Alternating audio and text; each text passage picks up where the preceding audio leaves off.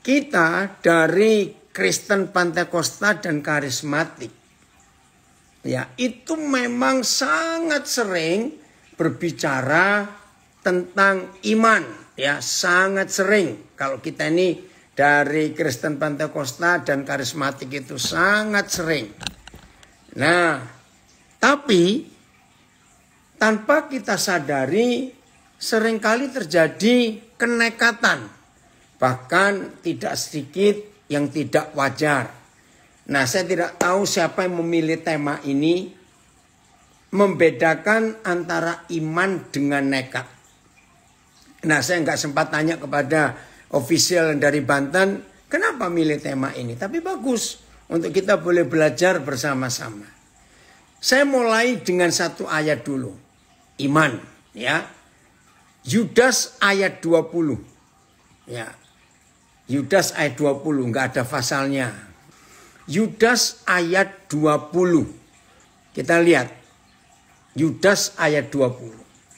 Akan tetapi kamu, saudara-saudaraku yang kekasih, bangunlah dirimu sendiri di atas dasar imanmu yang paling suci, dan berdoalah dalam Roh Kudus. Saudara, ada poin yang cukup banyak. Oh, anak saya dari Texas juga hadir. Oke, Charles, senang sekali Papa, kami ikut belajar. Saya baca TSI. Tetapi saudara-saudara yang saya kasih, hendaklah kalian masing-masing saling menguatkan supaya terus percaya penuh kepada ajaran yang suci yang sudah disampaikan kepadamu. Lalu lihat, oh, Bali juga hadir, puji Tuhan. Tetaplah berdoa dengan bantuan Roh Kudus. Nah, ada 2 poin penting tentang iman. Satu, Papa minta iman yang paling suci. Terus percaya penuh kepada ajaran suci. Itu yang pertama. Yang kedua, berdoa dalam Roh Kudus. Dengan bantuan Roh Kudus. Saudara, ini kita nggak bisa lewatkan, ya. Nah, kalau firman Tuhan berkata iman yang paling suci, nah ini masalahnya. Ya, kalau saudara kaget dengan apa yang saya mau katakan, jangan berkata, oh ini sesat, jangan dulu. Selesaikan dulu, dengar baik-baik, ya. Kalau ada imanmu yang paling suci, berarti ada iman yang suci. Masih lumayan itu. Ada tingkat-tingkatan. Ada iman yang setengah suci, maaf. Ada iman yang seperempat suci. Berarti ada juga iman yang tidak suci. Karena ada permintaan dari Bapa di surga supaya kita membangun diri kita di atas dasar fondasi iman yang paling suci. Nah, terus bagaimana cara membedakan iman yang suci, iman yang paling suci, iman yang suci, iman yang setengah suci, iman yang seperempat suci, iman yang tidak suci. Lalu membedakannya dari mana? Nah, ini yang kita akan melihat supaya hidup kita tidak salah. Kita buka 1 Yohanes 5:14. Iman yang paling suci adalah iman yang didasari oleh kehendak Tuhan. Loh, berarti ada iman yang nggak didasari kehendak Tuhan. Ada, maaf. Banyak orang beriman bukan karena Tuhan. 5:14, ya 1 Yohanes 5:14. Ada tidak sedikit orang Kristen mempercayai menggunakan imannya karena kesaksian dari berapa pendeta. Saudara, luar biasa Tuhan memberkati saya. Saya dapat jam yang sekian ratus juta, maaf. Aduh, saya baru dapat mobil. Nah, itu kan urusan masing-masing. Tidak boleh kita samaratakan. Sehingga kita ingin mempunyai apa yang diimani oleh hamba Tuhan itu. Nah, itu iman yang dicek suci atau tidak. Ini ayatnya. 1 Yohanes 5:14. Inilah ayat yang menyatakan iman paling suci. Dan inilah keberanian percaya kita kepadanya. Yaitu bahwa ia mengabulkan doa kita jikalau kita meminta sesuatu kepadanya menurut kehendaknya.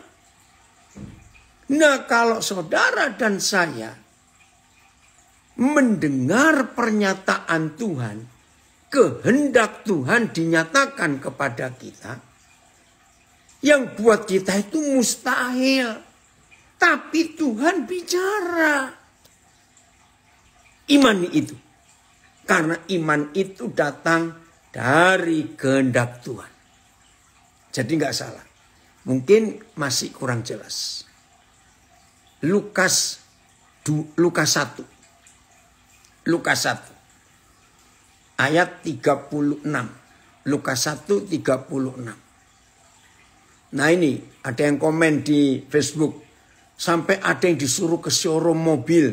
Tumpang tangan di mobil yang diingini. Aduh Tuhan, nah itu iman yang najis. Maaf. Nggak punya uang, nggak punya garasi. Bayar bensin saja susah. Beriman punya mobil.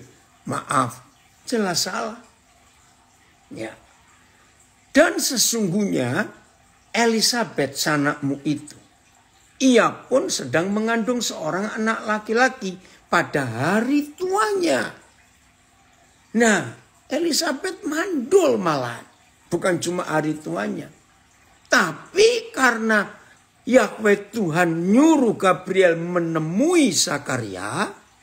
Bahwa istrimu yang mandul itu akan mengandung dan melahirkan anak laki-laki. Jadi mustahil. Ya pada hari tuanya mandul lagi. Dan inilah bulan yang ke-6. Bagi dia yang disebut mandul itu sudah 6 bulan hamil. Oke, ayat 37. Ya, hari itu Gabriel menjelaskan kepada Maria, ya, bagaimana dia akan hamil. Dia belum bersuami. Nah, maaf ya, maaf. Tuhan tolong supaya nggak ada yang tersinggung dan marah kalau saya ngomong ini dalam nama Yesus. Tapi kalau ada rekan-rekan saya yang pernah salah seperti saya dulu dalam kebodohan saya. Menggunakan Lukas 1 ayat 37. Kalau masih ada yang pernah ingat saya pernah khotbah. Saudara pernah dengar itu tahun 70-an 80-an yang lalu. Saya minta maaf. Saya bodoh waktu itu. Menggunakan Lukas 1 ayat 37. Bahkan saya setelah diberi mengerti oleh Roh Kudus. Saya bilang Tuhan ampuni saya. Saya memperkosa ayat Lukas 1:37. Dengar, saya mengakui saya pernah memperkosa ayat ini. Saya tahu kata memperkosa, memaksa. Padahal Tuhan gak nyuruh. Sebab Maria, bagi Tuhan tidak ada yang mustahil. Nah, bagaimana cara saya dalam kebodohan dulu mengkhotbahkan ayat ini kepada jemaat? Saudara, percayalah. Sebab bagi Tuhan gak ada yang mustahil. Apalagi pakai iman Markus berapa ayat 13 berapa. Pokoknya kalau kamu minta sesuatu, percayai walaupun kamu belum menerima. Seolah-olah sudah menerima. Maaf. Lukas 1:37 tidak boleh dipakai untuk semua kemustahilan dalam hidup saudara dan saya. Lukas 1 ayat 37 hanya untuk Maria yang belum menikah kok bisa hamil. Lalu untuk kita ayat 37 ini Lukas 1 adalah saya percaya semua kita termasuk saya sulit mempercayai hidup kita yang doyan duit begini, yang masih bengkok-bengkok begini. Yesus Kristus Tuhan bisa lahir lewat hidup kita. Dan Yesus Kristus Tuhan bisa nyata di hidup kita. Dan pada saatnya saudara dan saya dituntut menjadi sama seperti Yesus Kristus Tuhan. Saya percaya nggak ada seorang pun yang berani mengakui, oh ya pasti bisa. Tidak. Nah, jadi ketika saudara dan saya menyadari orang model kayak aku begini, mirip Yesus saja masih ditanyain.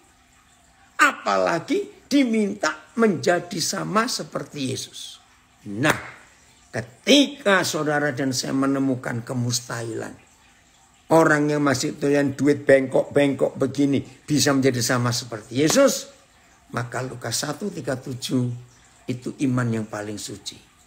Bahwa saudara dan saya pasti bisa menjadi sama seperti Yesus. Karena nggak ada yang mustahil bagi Tuhan. Jadi jangan gunakan Lukas 1:37 untuk keuntungan kita sendiri. Awas. Itu iman yang paling tidak suci. Nah, berdoa dengan Roh Kudus. Wih, ada yang komen ini di Instagram saya. Beruntung yang uangnya nggak ada hari ini. Kesempatan untuk mewujudkan iman seperti Lukas 1:37. Nah, itu yang salah. Kita buka Roma 8. Ayat 26 dan 27. Roma 8 ayat 26 dan 27. Well, Papa nggak ngerti maksud iman terlalu itu gimana. Maaf ya, Papa nggak ngerti maksud. Kita lihat Roma 8. Kan tadi dikatakan berdoalah dengan pertolongan Roh Kudus. Yang Yudas 1 ayat 20. Nah ini loh. Iman yang paling suci itu akan nyata di hidup kita. Kalau kita berdoa, dituntun, diatur, dan didoa. Yang berdoa itu Roh Kudus. Roma 8, 26, 27. Demikian juga Roh Kudus ya, membantu kita dalam kelemahan kita, sebab kita tidak tahu bagaimana sebenarnya harus berdoa. Nggak tahu. Maka itu seringkali kita salah doa karena kita nggak tahu mau doa bagaimana. Itu loh. Nah, tetapi Roh, baca ya. Tetapi Roh sendiri, Roh itu sendiri berdoa untuk kita kepada Bapa dengan keluhan-keluhan yang tidak terucapkan.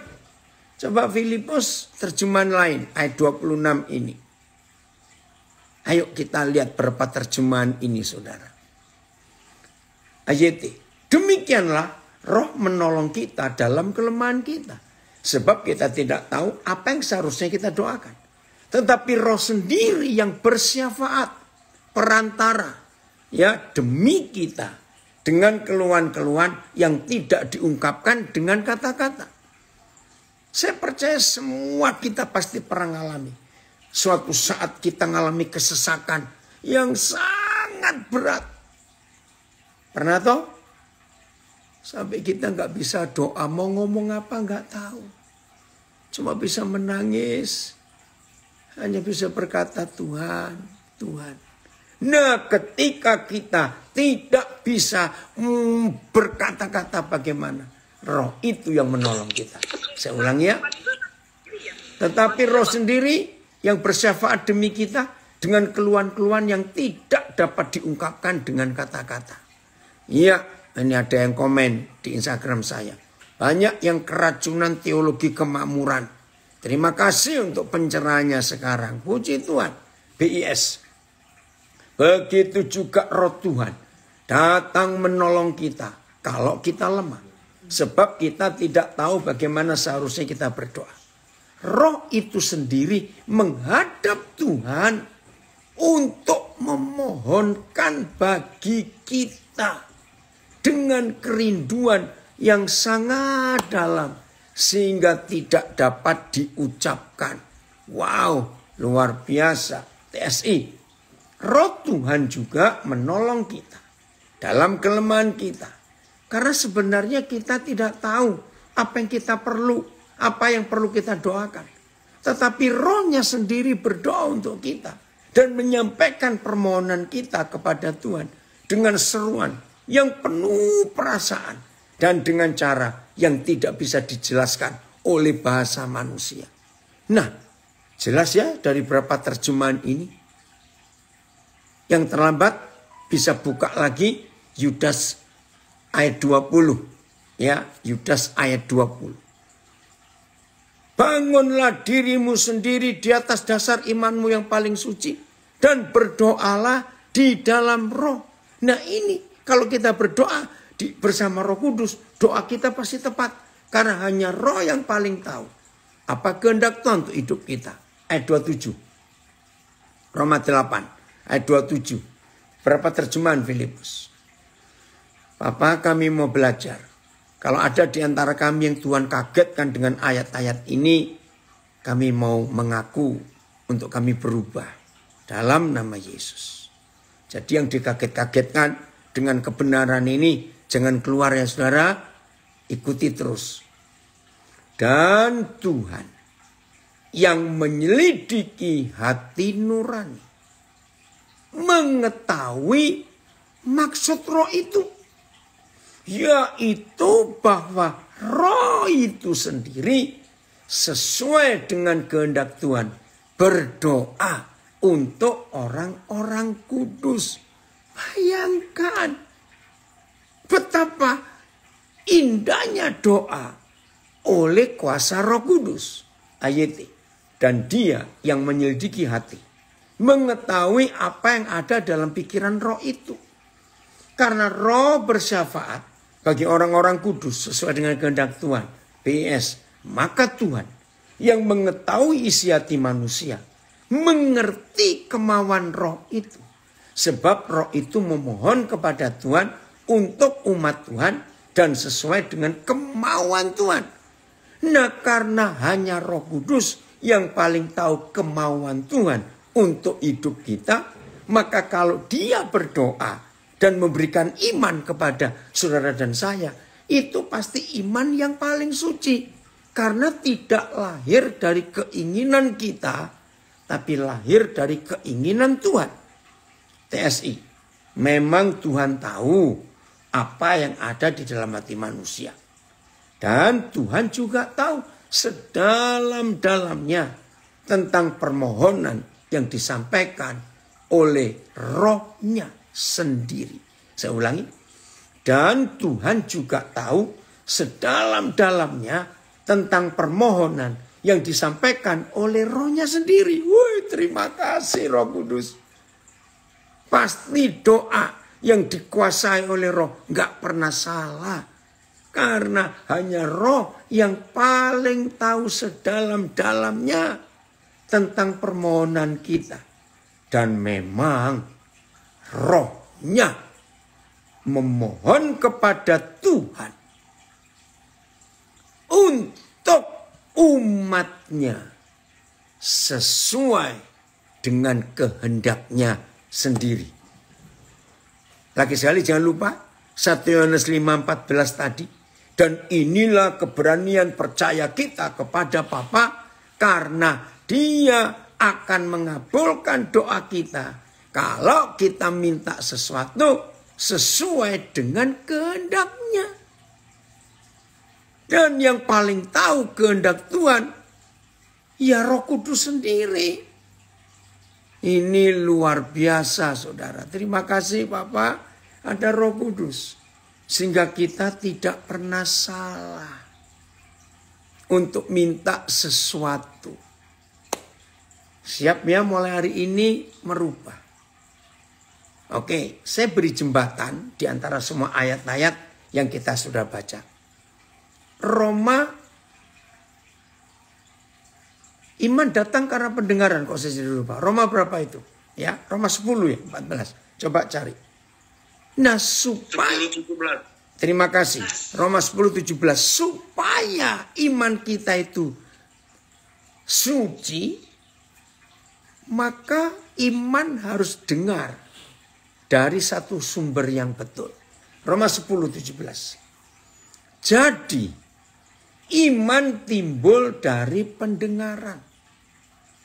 Dan pendengaran oleh firman Kristus. Nah, ini iman yang suci, yang paling suci. Karena datangnya dari Tuhan, dari firman. Ayat. Jadi, iman datang dari pendengaran dan pendengaran melalui firman Kristus. Itu sebabnya BIS, orang-orang menjadi percaya karena mereka mendengar berita. Dan berita didengar karena ada orang yang memberitakan tentang Kristus. Betul. TSI ayat 16 berarti ya. Coba ayat 16-nya Filipus. TSI ya. Jadi orang-orang menjadi percaya karena mereka mendengar berita yang disampaikan kepada mereka. Dan mereka mendengar berita itu karena ada orang yang memberitakan tentang Tuhan. Tetapi tidak semua orang siap menerima kabar baik dari Tuhan. Khususnya orang-orang Yahudi nggak mau percaya. Itulah sebabnya Nabi Yesaya mengeluh mengenai bangsa itu kepada Tuhan. Yahweh, hampir tidak ada yang percaya kepada berita yang kau perintahkan untuk saya sampaikan. Nah saudara, awas. Jangan kita beriman karena kesaksian orang. Saya beri contoh. Saudara, 6 tahun kami menikah. Tuhan belum beri kami anak. Tapi satu saat kami suami istri memutuskan melakukan doa pagi setiap jam 4 subuh. Puji Tuhan, setelah 3 bulan kami melakukan doa pagi jam 4 subuh, istri saya hamil. Nah, dengar toh berita itu? Wow, bagi yang gak punya anak pasti senang.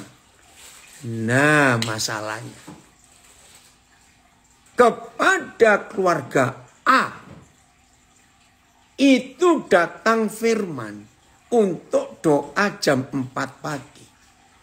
Tapi itu tidak boleh dilakukan oleh keluarga yang lain kalau tidak mendengar firman Kristus.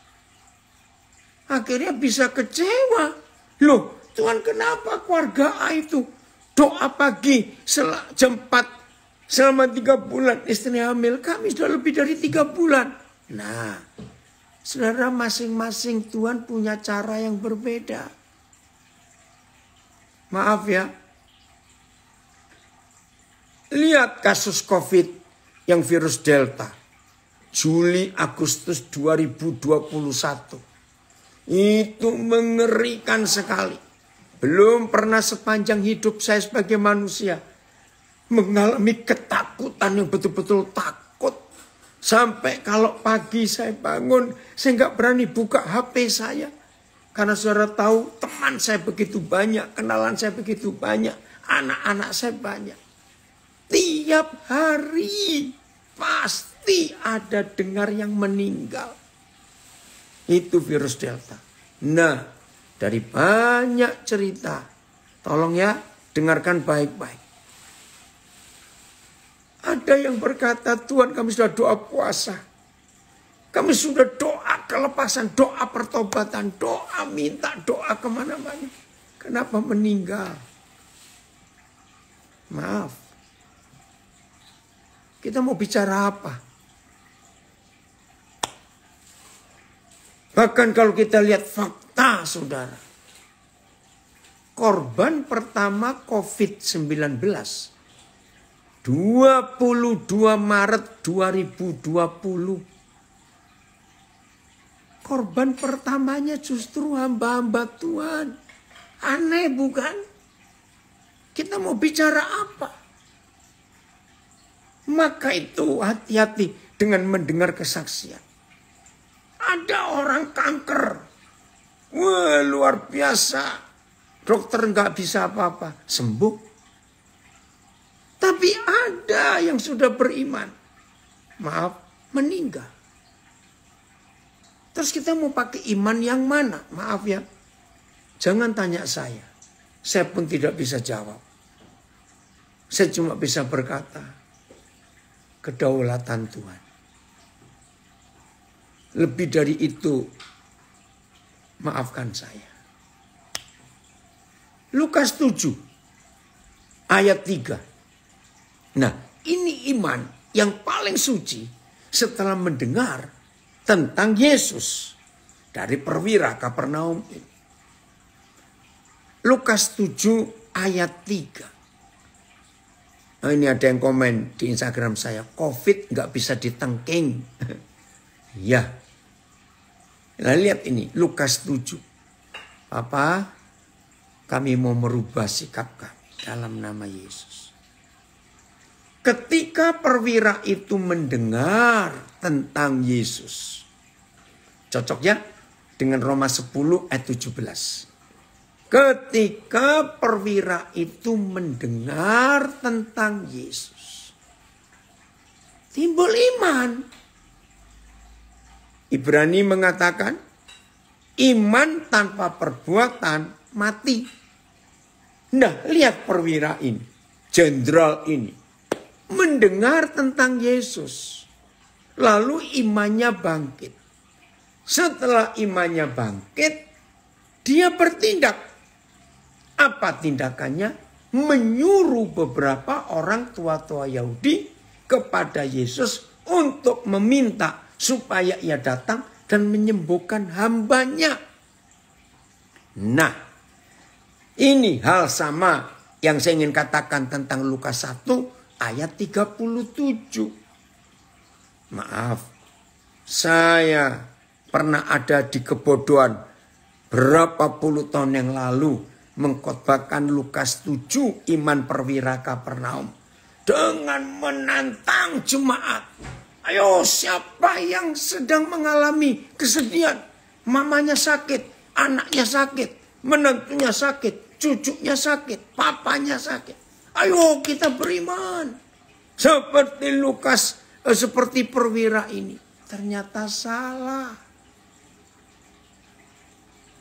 Konteks iman perwira ini, baca baik-baik, bukan untuk keluarganya, tapi untuk orang luar keluarganya, yaitu budaknya yang sakit keras hampir mati. Wih, luar biasa. Maka itu imannya bangkit dan dia bertindak. Cari Yesus sekarang. Suruh ke rumahku supaya budakku ini sembuh. Nah, padahal saudara ya, sebagai jenderal, maaf loh. Kalau budak ini meninggal karena sakit keras, buat dia nggak susah kok cari budak yang lain. Dia bisa beli. Tapi karena dia sayang budak ini. Dan dia pakai imannya untuk mencari Yesus. Nah, sampai di sini saya ingin berkata,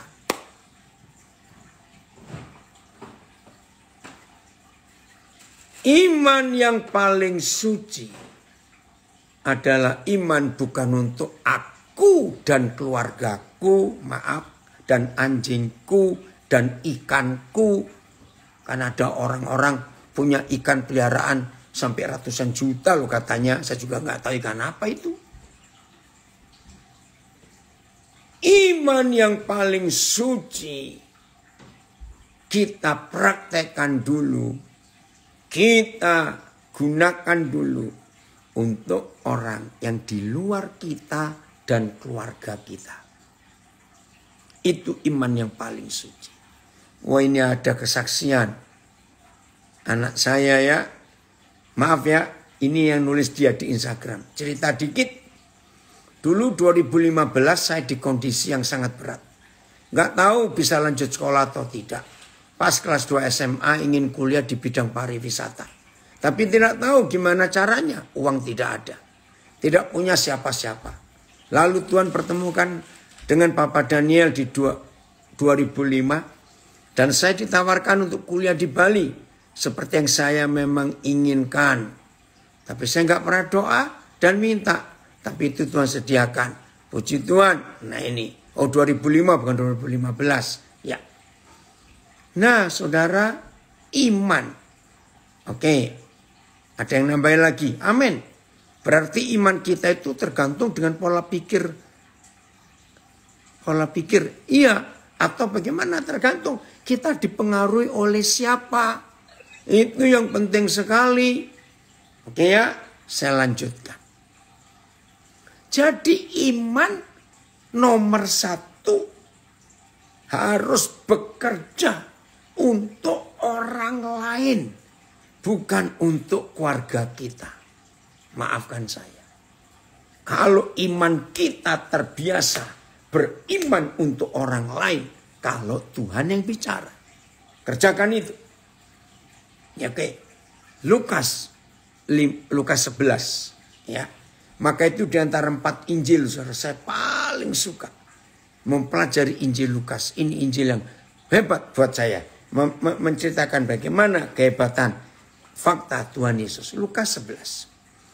Maaf. Bagi kita baik hamba-hamba Tuhan maupun murid-murid Yesus jemaat. Seringkali kita menggunakan Lukas 11 ayat 9. Ya, kita lihat. Lukas 11 ayat 9. Hari ini kita harus berubah. Tidak boleh seperti itu. Ya. Oleh karena itu. Nah, yang hobinya, yang hobinya suka merampok surga. Yang hobinya pakai istilah push. Itu dari Amerika. Push. Tekan. Paksa. PUSH. Gereja Amerika, saya nggak tahu dari mana mulainya. Itu menggunakan kata itu. Pray until something happen. PUSH. Itu kejahatan besar. Kok Tuhan dipush, dipaksa? Nggak bisa. Tunggu dulu. Nah, ayat ini tidak boleh diperkosa lagi. Maaf. Oleh karena itu, aku berkata kepadamu, mintalah, maka akan diberikan kepadamu. Carilah, maka kamu akan mendapat. Ketoklah, maka pintu akan dibukakan bagimu. Saya pernah ada di zaman kebodohan yang paling bodoh. Saya pernah marah kepada Tuhan. Karena doa saya nggak dijawab, saya sudah beriman habis-habisan. Jangan ikuti saya, jangan ikuti. Saya malu, ampuni saya Papa, ampuni saya bodoh. Saudara, saya kecewa. Saya buka Alkitab saya, itu tahun 70-an yang lalu. Saya buka di Lukas 11 ayat 9. Lalu saya tunjuk, Tuhan baca sendiri ini. Ih, kurang ajar betul. Oh Tuhan, terima kasih engkau ampuni saya. Kenapa sampai saya marah? Baca sendiri. Tuhan yang berkata, mintalah, carilah, ketoklah. Mana? Tuhan diam. Karena saya bodoh. Sampai suatu saat, 18 tahun setelah saya jadi hamba Tuhan, baru Roh Kudus menjelaskan. Kemudian lagi Filipus. Lihat kalimat pertama. Di ayat 9 Lukas 11. Nah, Lukas 11 ayat 9. Kita nggak pernah perhatikan ini. Oleh karena itu. Nah, ini kebodohan saya. Oleh karena apa? Baru ada janji mintalah, carilah, ketoklah. Oh, ini anak saya ngaku. Tapi sempat lupa beriman untuk orang lain. Ayo bertobat kamu ya. Oke. Oleh karena apa? Ini yang kita tidak pernah tahu. Jadi harusnya kita nggak boleh baca kalimat berikut sebelum oleh karena itu kita selidiki. Karena ini firman. Mungkin ada yang ngerti bahasa aslinya berkata, bahasa asli nggak begitu. Ya maafkan saya nggak ngerti bahasa Yunaninya. Tapi ini tertulis sebagai firman juga. Nah oleh karena itunya kita nggak pernah selidiki. Ayo kita lihat oleh karena apa? Mulai ayat 5. Ayo kita cari. Ada apa itu di ayat 5-nya saudara? Maka itu kita harus sadar. Kita harus berubah. Jangan memperkosa istilahnya firman Tuhan ini. Ayat 5. Ya. Lalu kata Yesus kepada mereka. Ya, lihat itu sebentar ya. Kata Yesus kepada mereka. Jika seorang di antara kamu pada tengah malam, di antara kamu loh, jadi di antara kita, pada tengah malam pergi ke rumah seorang sahabatnya dan berkata kepadanya. Jadi kita pada tengah malam ke rumah sahabat kita yang punya pabrik roti.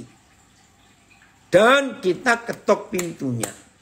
Kita ngomong, saudara pinjamkanlah kepadaku 3 roti. Sebab seorang sahabatku yang sedang berada dalam perjalanan singgah ke rumahku dan aku tidak mempunyai apa-apa untuk dihidangkan kepadanya. Pelan-pelan. Kita sudah enak-enak tidur tengah malam. Tiba-tiba ada sahabat kita dalam perjalanan lewat kota kita. Dan mungkin anaknya atau istrinya lapar, yang nggak dijelaskan. Cari warung, cari toko sudah pada tutup karena sudah tengah malam. Tapi mereka ingat bahwa di kota yang dilewati itu ada kita, sahabatnya. Lalu ayo kita mampir sebentar. Siapa tahu di rumah mereka ada makanan. Begitu mereka ketok rumah kita sudah tidur. Ternyata kita nggak siap makanan. Ini yang datang ya lumayan lah 4 orang 5 orang kira-kira. Terus kita bilang, kamu tunggu di sini ya. Aku ke rumah temanku yang punya pabrik roti. Jadi kita ke sana, ke rumah teman kita, sahabat kita suruh tunggu. Ayat 7. Masa kan iya sahabat kita yang punya roti itu, yang di dalam rumah itu akan menjawab, hei jangan ganggu aku, pintu sudah tertutup, aku serta anak-anakku sudah tidur, maaf aku tidak dapat bangun dan memberikannya kepada saudara. Ya ditolak. Ya kita nggak bisa terima dong. Ini sahabat kita kelaparan malam-malam, bawa anak kecil lagi mungkin. Dan di rumah nggak ada makanan, tapi kita tahu ini sahabatku ini punya roti. Tapi cuma karena sudah malam, sudah ditutup semua pintu, malas bangun. Ayat 8, terjemahnya sangat membingungkan, saudara. Tapi begini, yang saya mau baca dengan terjemahan bebas. Ya ayat 8. Oke, Erwan, nanti saya akan jawab ya Lukas 18 ayat 5. Ya, itu beda lagi. Saya tahu pasti kalau saya ngomong ini ngajar tentang iman yang paling suci, pasti ada yang pakai Lukas 18 ayat 5. Saya akan buktikan nanti ya. Nah, ayat 8 begini terjemahnya. Pak Erwan sabar dulu. Aku berkata kepadamu. Yesus berkata kepada kita. Sekalipun sahabat kita yang punya roti itu nggak mau bangun. Dan memberikan kepada kita Karena mereka dua itu sahabat. Jadi yang ketok pintu berkata, ngomonglah sampai capek, aku tetap nggak mau bangun. Dan aku tahu kamu nggak akan marah, karena kamu sahabatku. Nah, kita ya yang punya kita yang ngetok, sama keras kepalanya juga. Bicaralah sampai capek, kamu nggak mau bangun. Aku tetap akan ketok pintu ini. Pasti kamu bangun dan aku tahu kamu nggak akan marah karena kamu sahabatku. Hebat ya? Dua orang bersahabat seperti itu. Saudara, tapi ada satu kata kunci. Kalimat ini loh. Namun karena sikapnya yang tidak malu itu. Mari kita jujur. Karena sikapnya yang tidak malu itu. Saudara dengar. Dia nggak malu karena apa? Dia tidak malu walaupun ditolak oleh sahabat yang punya pabrik roti. Ditolak. Nggak bisa, aku sudah tidur, anak aku sudah tidur, pintu sudah dikunci semua. Tapi karena sikapnya yang tidak malu itu, dia gedor terus. Akhirnya ia bangun juga dan memberikan kepadanya apa yang diperlukannya. Oleh karena itu, aku berkata kepadamu, mintalah, carilah, ketoklah. Tolong perhatikan. Bukan untuk diri kita dan keluarga kita. Tapi ada orang yang kelaparan tengah malam. Bertobat yang suka merampok surga dengan ayat ini. Hanya untuk kepentinganmu sendiri. Anak masing-masing sudah punya mobil satu-satu. Masih beriman. Diberikan mobil yang lain lagi, maaf.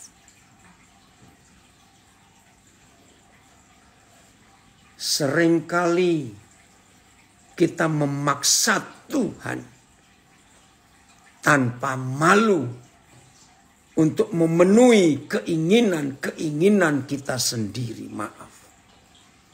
Tapi hari ini, ayo kita nekat.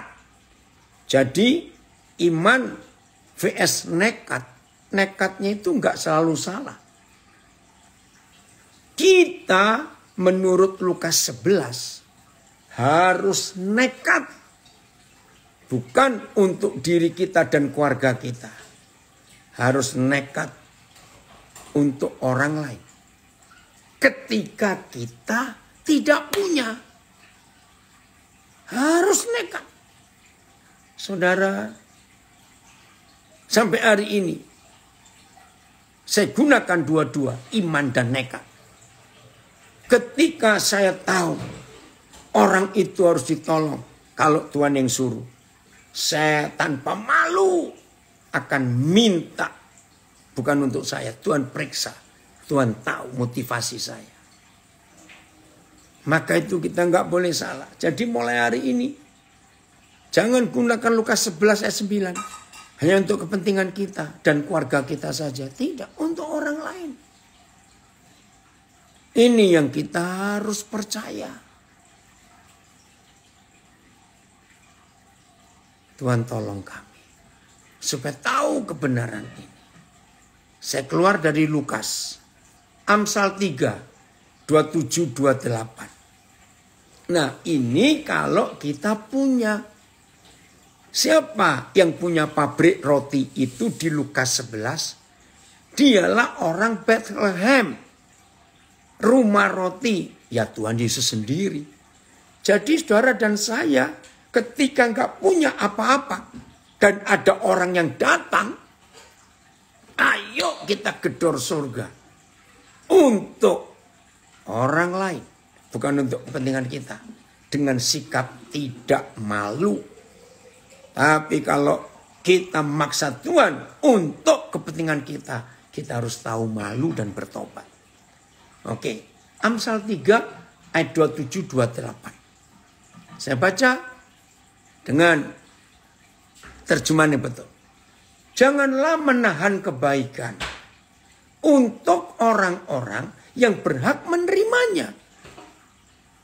Jadi kalau ada orang yang berhak menerima kebaikan dari Tuhan lewat kita dan kebaikan kita, jangan tolak.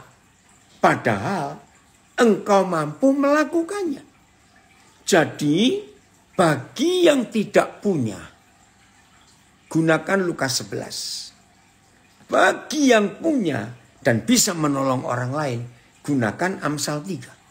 Ini perbedaannya. Saya ulangi ya, ayat 27. Janganlah menahan kebaikan untuk orang-orang yang berhak menerimanya. Padahal saya mampu melakukannya. Ganti saya. Oke? Ayat 28. Janganlah engkau berkata kepada sesamamu. Ini orang pelit ini. Pergilah ya saudara. Kembalilah. Dan kembalilah. Besok akan kuberi. Besok. Sedangkan yang diminta ada pada saya. Jangan suruh dia balik besok. Kalau dia perlunya hari ini. Nah, inilah perbedaannya. Kalau kita nggak punya apa-apa, gedor surga. Tanpa malu, karena bukan untuk kita. Tapi kalau kita punya, nggak usah ganggu surga. Beri apa yang kita ada. Ini kebenaran yang luar biasa. Jadi iman vs nekat itu bisa dipakai dua-duanya tergantung situasinya. Oke, saya jawab Pak Irwan. Lukas 18. Ya. Oh, ada yang tambahan terjemahan BMIK bahasa Indonesia masa kini. Amsal 3:27. Saya baca ya. Jika kau mempunyai kemampuan untuk berbuat baik pada orang yang memerlukan kebaikanmu, janganlah menolak untuk melakukan hal itu. Ayat 1. Enggak, ayat 1. Nah, bedakan saudara. Papa kita enggak seperti ini. Yesus mengatakan suatu perumpamaan kepada mereka untuk menegaskan bahwa mereka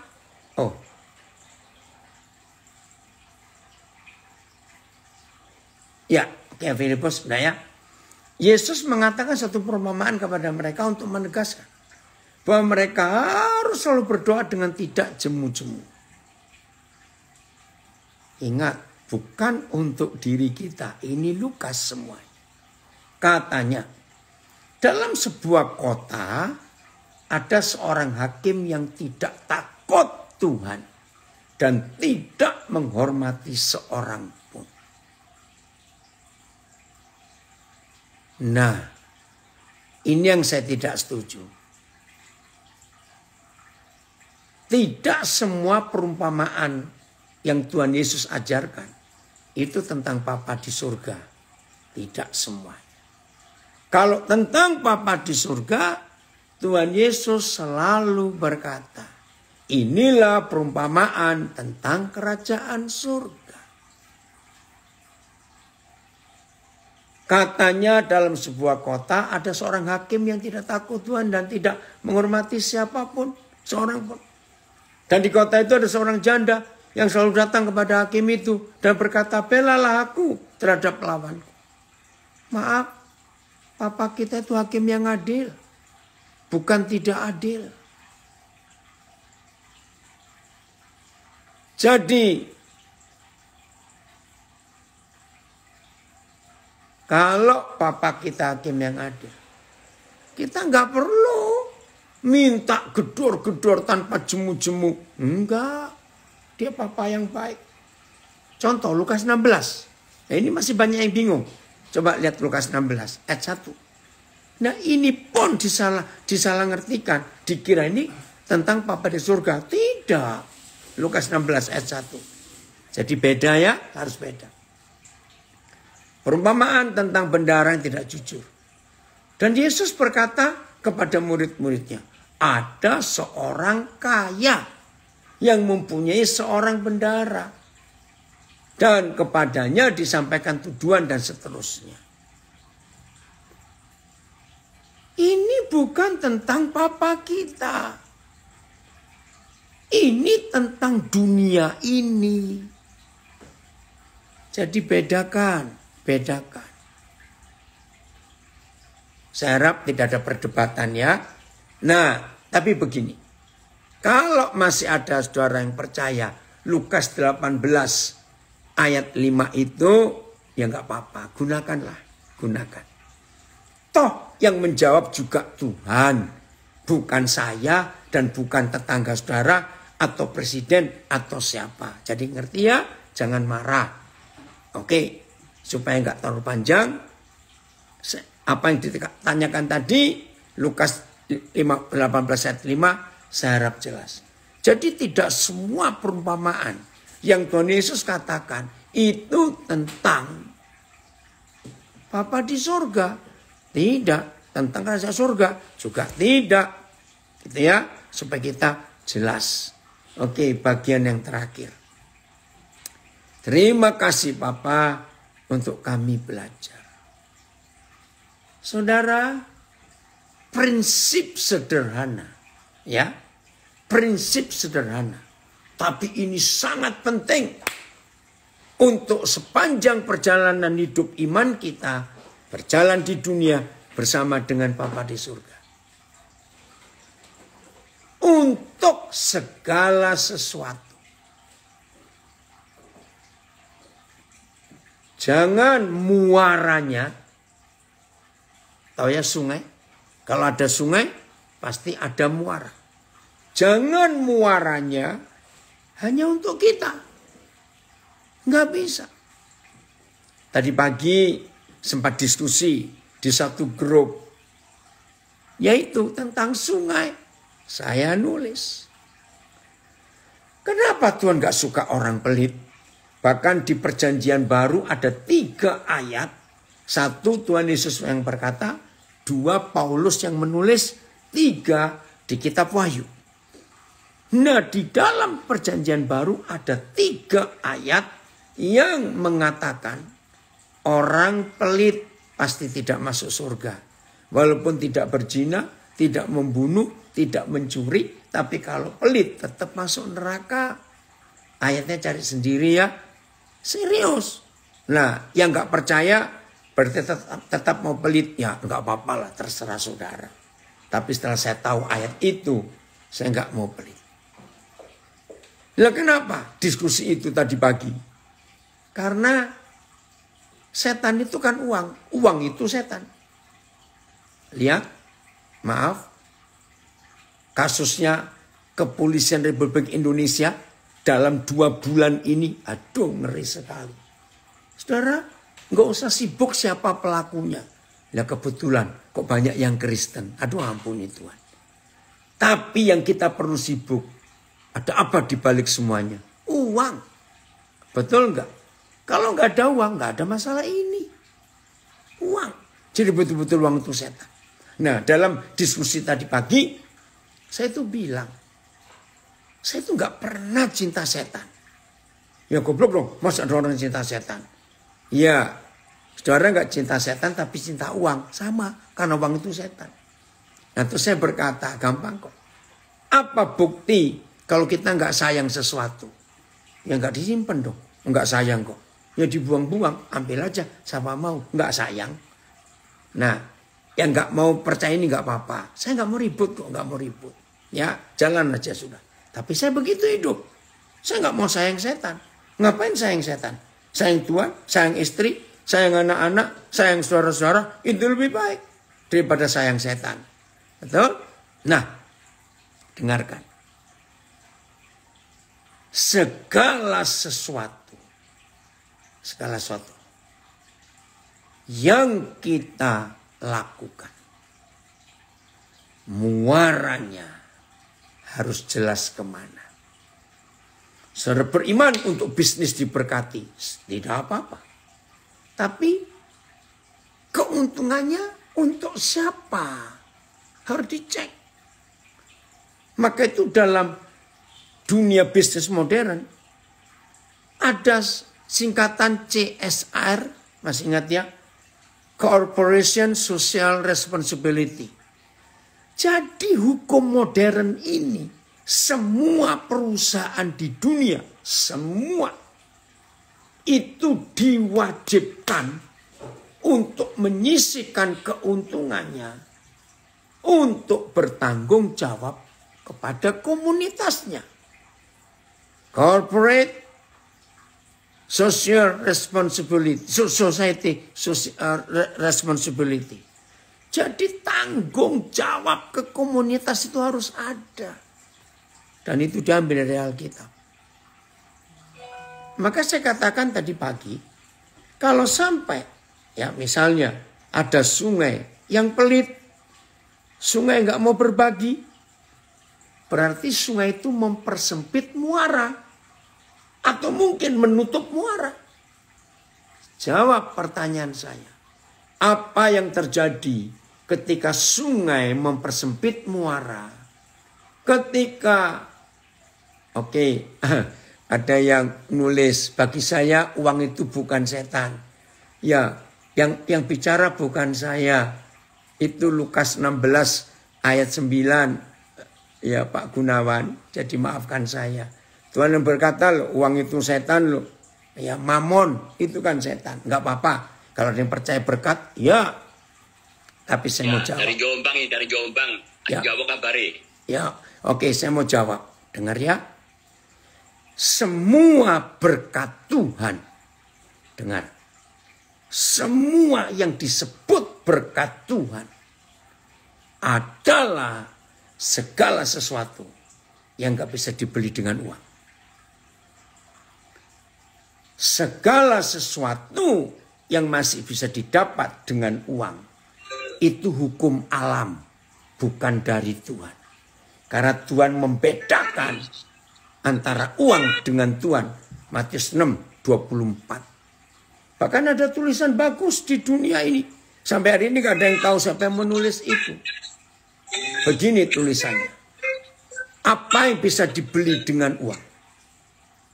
Kalau saya baca, apa yang tidak bisa dibeli dengan uang? Begitu.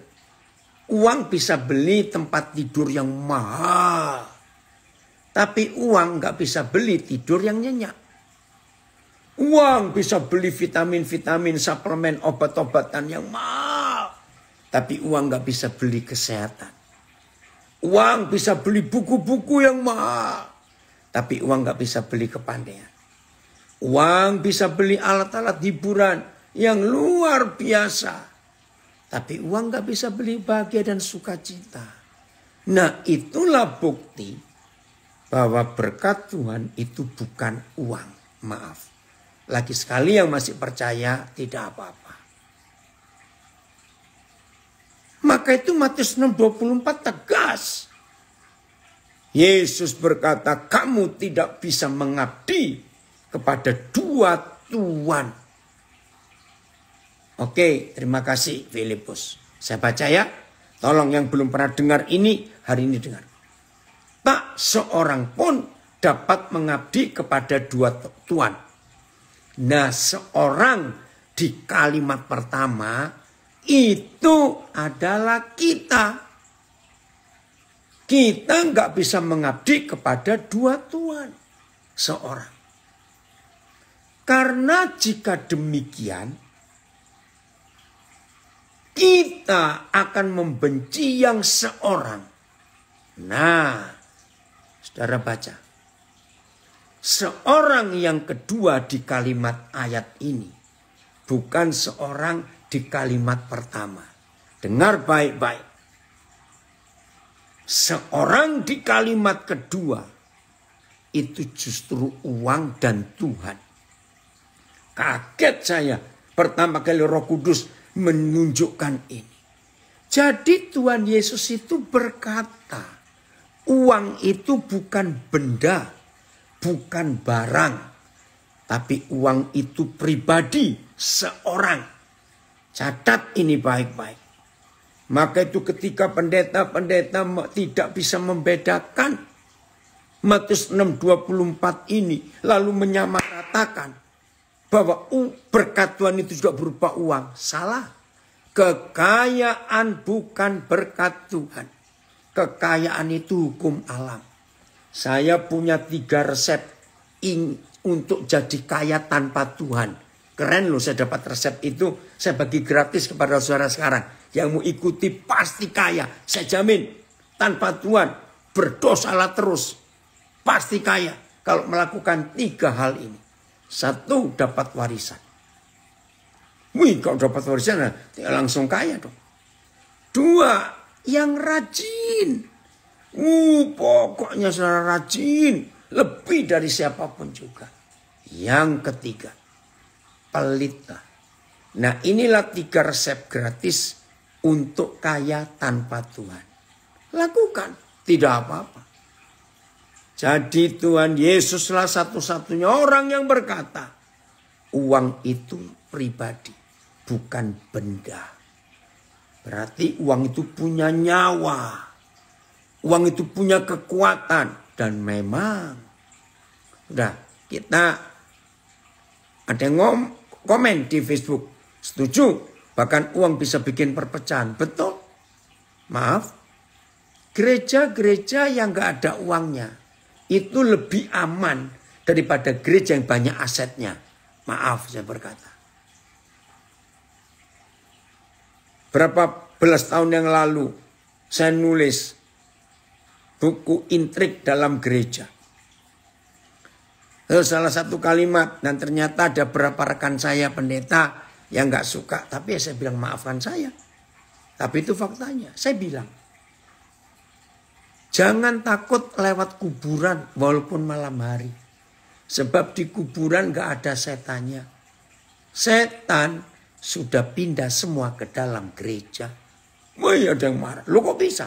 Lihat. Di kuburan hampir gak ada loh orang ribut gara-gara duit. Tapi di gereja, wow, ributnya masalah uang. Dan sebagainya, maafkan saya. Jadi mulai hari ini, apa saja yang kita imani, ayo kita pikir muaranya kemana. Sungai yang mempersempit muara. Apalagi sungai yang menutup muara. Maka sungai itu akan menyebabkan banjir di mana-mana. Dan kalau sungai itu mempersempit muara, menutup muara, korbannya banyak di sepanjang aliran sungai itu. Maka itu firman Tuhan berkata banyak tentang sungai. Sungai. Ayo kita jadi sungai yang membuat kehidupan. Ayat terakhir, Yeskiel 47. Ya, Yeskiel 47. Ya. Tolong cari di bagian terakhir ayat berapa ya? Bahwa kemana saja sungai itu mengalir, di situ berkeriapan ikan-ikan. Saya tahu ada beberapa di antara saudara nggak bisa terima pengajaran ini. Tidak apa-apa. Tetap kita bersaudara ya. Jangan kita jadi musuhan. Ya. Tapi berbahagialah kita kalau kita mau belajar hal-hal baru dari Tuhan. Ya, ayat 9 ya. Terima kasih. Nah, inilah sungai yang merupakan berkat Tuhan. Sehingga kemana saja hidup kita berada. Jadi berkat yang luar biasa. Sehingga kemana saja sungai itu mengalir. Segala makhluk hidup yang berkeriapan di sana akan hidup. Artinya hidup yang lebih hidup. Ikan-ikan akan menjadi sangat banyak. Sebab kemana saja air itu sampai, air laut di situ menjadi tawar. Diulangi lagi. Dan kemana saja sungai itu mengalir, semuanya di sana hidup. Izinkan saya memberi kesaksian dan banyak orang tahu. Ini di Facebook saya, anak saya Yehuda yang baru kenal saya seminggu, ikut saya pelayanan, bisa menjadi saksi.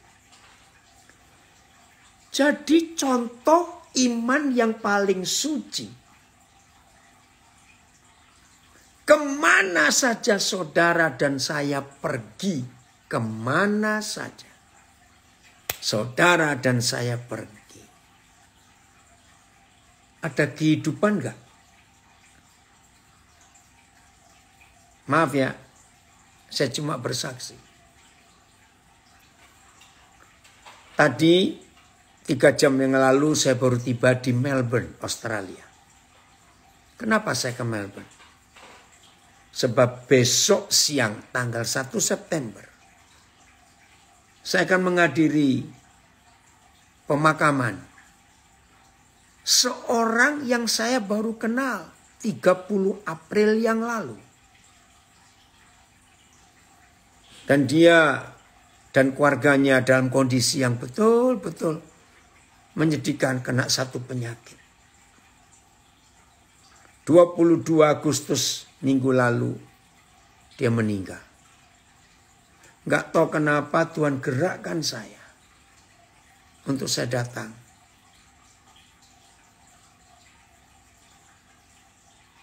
Aneh.